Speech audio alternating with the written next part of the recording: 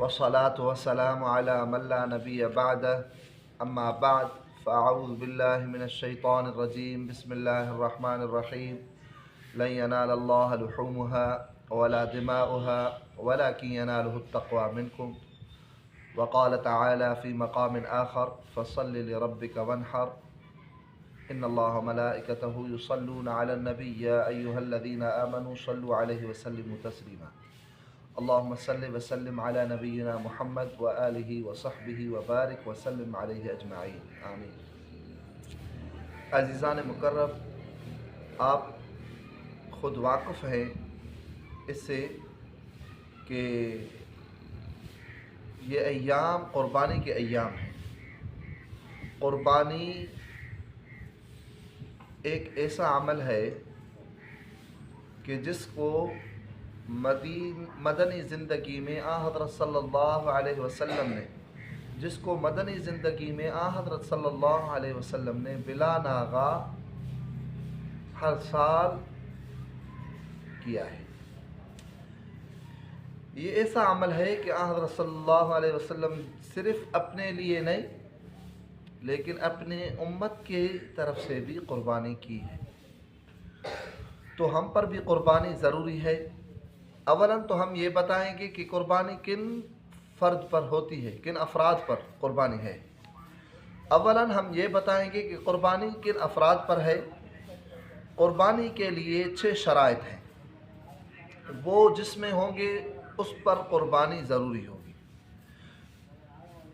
پہلا شرط یہ ہے کہ قربانی کرنے والا بندہ مسلمان ہو، غیر مسلم پر قربانی نہیں ہے۔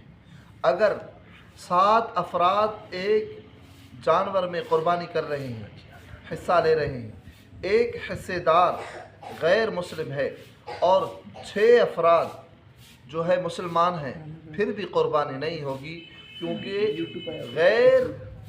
غیر مسلمین پر قربانی نہیں ہے۔ یہ عمل صرف خالصتاً مسلمانوں کے لیے ہے۔ دوسرا یہ کہ مقیم ہونا ہے اور مسافر پر قربانی نہیں ہے۔ مسافر پر قربانی نہیں ہے۔ تیسرا یہ کہ آزاد ہو، غلام پر قربانی نہیں ہے۔ غلام پر قربانی نہیں ہے کیونکہ اسلام ایک سلامتی والا، امن والا دین ہے، تو اسلام نے ہر لحاظ سے انسانیت کے پہلو کو مد نظر رکھتے ہوئے احکامات جاری کیے ہیں۔ تو اس وجہ سے غلام پر قربانی نہیں ہے۔ آزاد کو پیچھے نہیں رہنا چاہیے۔ اگر آپ آزاد ہیں، آپ میں باقی شرائط موجود ہیں، تو پھر قربانی میں ناغا کرنا تو اس وعید کے زمر میں آ جائے گا جو حضرت صلی اللہ علیہ وسلم نے فرمایا، جس میں قربانی جس پر واجب بھی ہو پھر قربانی نہیں کرتا ہے، پھر ہمارے قضاء کے اندر نہ آ جائے۔ کیا فرمایا؟ جس پر قربانی واجب ہو پھر بھی وہ قربانی نہ کرے۔ پھر حضرت صلی اللہ علیہ وسلم نے فرمایا وہ ہمارے عیدگاہ میں نہ آئے، ہمارے ساتھ عید پڑھنے کی اس کو اجازت نہیں ہے۔ اور چوتھا شرط یہ ہے کہ بالغ ہونا واجب ہے۔ نابالغ بندے پر قربانی نہیں ہے۔ نابالغ بندے پر فطرہ ہے اور وہ دوسری چیز ہو گئی، لیکن قربانی وہ مسلمان نابالغ بندہ ہے تو اس نابالغ بندے پر قربانی نہیں ہے، بالغین پر قربانی ہے۔ اور عاقل ہونا بھی ضروری ہے۔ ایسے پاگل ہو، پاگل پن پر قربانی نہیں ہے۔ اس لیے بھی کیونکہ عاقل بندہ ہے تو عاقل بندے کو اس قربانی کا احساس بھی ہوگا، اور عاقل بندے پر اسلام اور شریعت کے احکامات سارے ہیں، اور جو پگلا پن ہے، پاگل بندہ ہے، جو ذہنی توازن سے ٹھیک نہیں ہے، اس پر اسلام نے کچھ رعایت کی ہے۔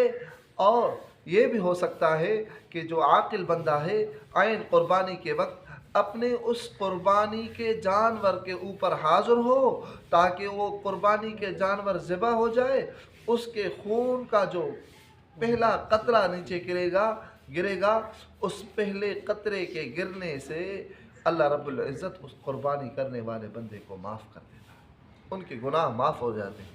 تو یہ ایسا عمل ہے کہ اس میں ہمیں پیچھے نہیں ہونا چاہیے۔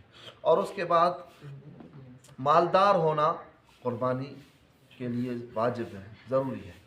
مالدار پر قربانی ہے، مسکین پر قربانی واجب نہیں ہے۔ تو یہ واجب عمل ہے، اس میں ہمیں پیچھے نہیں رہنا چاہیے۔ اور حضرت صلی اللہ علیہ وسلم نے تو اتنا اس کا اجر اور اہمیت بیان فرمائی ہے کہ ایک مرتبہ صحابہ کو فرمایا قربانی کرو، صحابہ نے فرمایا صحیح ہے، کیا ہے قربانی؟ فرمایا حضرت ابراہیم علیہ السلام کی سنت قربانی ہے۔ پھر صحابہ نے فرمایا صحیح، ہمارے لیے اس میں کیا فائدہ ہے؟ ہمارے لیے اس میں کیا فائدہ ہے؟ تو حضرت صلی اللہ علیہ وسلم نے فرمایا ہمارے لیے اس میں یہ فائدہ ہے کہ جو قربانی کا جانور ہم قربان کریں گے، اس کے جسم پر جتنے بال ہوں گے، ایک ایک بال کے بدلے رب العزت اس قربانی کرنے والے بندے کو نیکی اور اجر دے گا۔ اس سے بڑھ کر کیا اجر ہونا چاہیے؟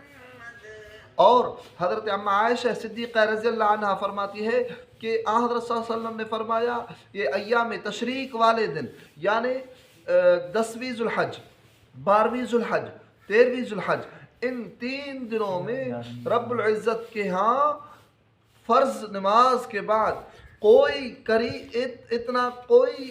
فرض نماز کے بعد کوئی اتنا محبوب عمل نہیں ہے الا یہ کہ قربانی سے بڑھ کر کوئی رب العزت کے محبوب عمل نہیں ہے۔ تو ہمیں اس عمل میں پیچھے ہٹنا نہیں ہے اور ہمیں اس عمل میں آگے بڑھنا ہے۔ آگے بڑھنا کیسا ہے؟ ایک یہ ہے کہ جو بندے قربانی کرتے ہیں، اللہ رب العزت نے ان کو نوازا ہے تو وہ پہلے سے زیادہ قربانی کرے۔ وہ کیسے ہوگی پہلے سے زیادہ؟ وہ یہ اس طرح ہوگی، اس کی ترتیب یہ ہوگی، جو پہلے آپ اپنا حصہ کرتے تھے، اب اپنے ابو کا، اپنی امی کا اپنے ساتھ حصہ کریں۔ پہلے آپ صرف اپنا حصہ کرتے تھے، لیکن صرف آج سے پھر یہ عزم کر دیں کہ رحمت عالم صلی اللہ علیہ وسلم کے لیے بھی ہم ضرور اپنے قربانی میں حصہ کریں گے۔ جیسے کہ حضرت صلی اللہ علیہ وسلم نے امت کو یاد کیا ہے اس عمل میں، اسی طرح امت کے ان امراء پر جو امیر ہے، جن کو اللہ رب العزت نے نوازا ہے، تو ان پر بھی یہ لازم ہے کہ حضرت صلی اللہ علیہ وسلم کے لیے قربانی میں حصہ رکھیں۔ تو بھائی، قربانی ایک محبوب عمل ہے۔ رب العزت کی دربار عالیہ میں التجا ہے کہ اللہ رب العزت ہماری اس قربانی کو قبول فرمائے اور پوری امت مسلمہ کی اس قربانی کے طفیل اللہ رب العزت امت مسلمہ کے حالات کو ٹھیک بنائے۔ جہاں جہاں مسلمان پریشانی میں ہیں، اللہ رب العزت سبھی مسلمانوں کی پریشانی دور فرمائے۔ آخر دعوانا